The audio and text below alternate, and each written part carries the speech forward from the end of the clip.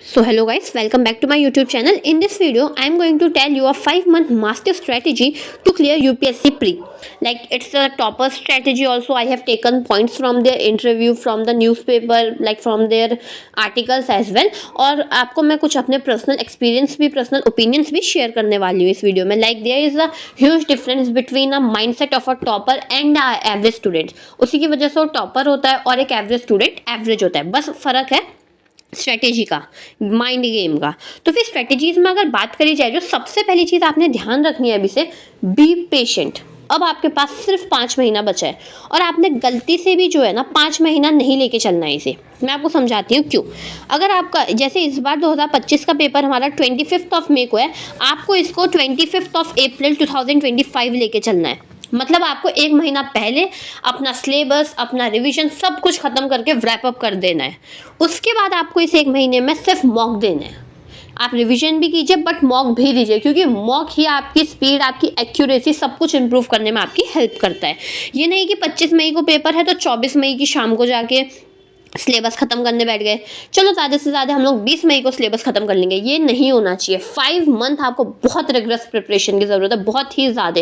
Like यही वो time होता है जिसमें अच्छे खासे बच्चे 14 से 15 घंटा पढ़ना भी शुरू कर देते हैं, क्योंकि प्री अगर आपका लास्ट टाइम क्वालिफाई नहीं हो रखा है तो फिर इस बार आपके ऊपर एक प्रेशर ज़्यादा रहता है, एक बर्डन सा ज़्यादा रहता है. और एक तरीके से कहा जाए, अगर आप बार बार प्री ही क्वालिफाई नहीं कर पाएंगे तो फिर आपके अंदर सबसे मेजर जो होगा ड्रॉबैक जो इसका रहता है, एक डिप्रेसिंग सा फेस आ जाता है. मेरा एक बार फर्स्ट ईयर में भी नहीं हो पाया, सेकंड ईयर में भी नहीं हो पाया. तो फिर इन सब चीज़ों को अवॉइड करने के लिए आपने 1 महीना पहले अपना पूरा सिलेबस कंप्लीट कर लेना है. जितना रिवीजन है आपके जीएस के, जितने भी आपने मतलब लाइक करंट अफेयर्स के नोट्स बनवा के रख रखे हैं आपने, उन सब चीज़ों को अच्छे से रिवाइज कर लीजिए. हिस्ट्री की डेट्स को रिवाइज कर लीजिए, ज्योग्राफी को एक बार रिवाइज कर लीजिए, पॉलिटी को भी एक बार रिवाइज कर दीजिए, क्योंकि सिलेबस बहुत वास्ट है. अगर मैं स्ट्रेटजीज की बात करूं तो सबसे पहले आपको अपना एक स्टडी प्लान क्रिएट करना है. मैं इतने से इतना ये पढ़ूंगा, इतने से उतना वो पढ़ूंगा, बट एक अपना स्टडी प्लान आपका होना चाहिए. ये नहीं होना चाहिए कि रैंडमली कुछ भी उठा के पढ़ रहे हैं. सेकंड जो आपने चीज़ ध्यान रखनी है वो है करंट अफेयर्स. करंट अफेयर्स के साथ बिल्कुल एक तरीके से आप रहिए कि आपका एक जुड़ाव सा हो जाना चाहिए. आपको बिल्कुल पता होना, आपको एक्यूरेट पता होना चाहिए कि आज क्या हुआ है, कल क्या हुआ है. न्यूज़पेपर अपने पास रखिए. मॉर्निंग में 1 घंटा अगर आप न्यूज़पेपर पढ़ने में लगा रहे हैं तो फिर ये टाइम की वेस्टेज नहीं है, बट आप अपने टाइम को यूटिलाइज कर रहे हैं, उसे एक सही डायरेक्शन में यूटिलाइज कर रहे हैं. थर्ड पॉइंट है हमारा प्रैक्टिस मॉक. मैंने पहले ही कहा है, प्रैक्टिस इज द की. सब कुछ पढ़ के रख लिया, सब कुछ याद कर लिया, बट अगर एग्जामिनेशन में आप उसे अप्लाई ही नहीं कर पाए तो क्या बेनिफिट होगा उस बात का. तो फिर आपने जो है मॉक को प्रैक्टिस करना है, और मॉक प्रैक्टिस करना बहुत इंपॉर्टेंट है. यही आपको बताएगा कि आप कितने गहरे पानी में.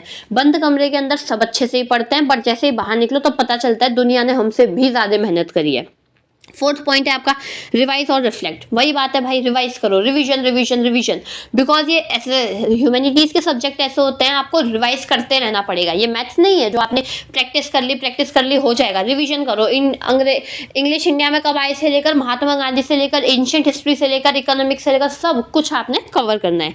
नेक्स्ट है हमारा analyse PYQ. PYQ is the key. Her examination में, चाहे आईआईटी जेईई हो, एम्स हो, कुछ भी हो, नीट हो, लेकिन PYQ is the key. PYQ के साथ कभी कॉम्प्रोमाइज नहीं कर सकते. Make your own efficient notes. अपने खुद के नोट्स बनाओ. ये नहीं कि किसी के टॉपर के नोट्स उठा लिए, अपने बैच वाले किसी से बोला भाई यार टॉप अपने नोट्स दे दे मेरे को. नहीं, आप ही के नोट्स आपके काम आएंगे लास्ट में.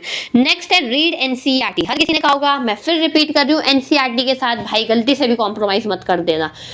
11th और 12th एनसीईआरटी स्पेशली, 11th और 12th के एनसीईआरटी के साथ तो कतई कॉम्प्रोमाइज़ करने की गलती नहीं करनी है. नेक्स्ट है रिवीजन इज दैट की, जो मैंने पहले भी आपसे बहुत बार रिपीट कर चुकी हूँ.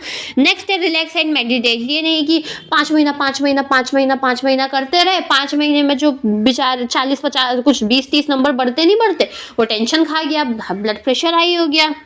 इसलिए रिलैक्स रहो, आराम से रहो, मेहनत करो, बाकी भगवान पे छोड़ दो. नेक्स्ट है स्टे हेल्दी एंड पॉजिटिव.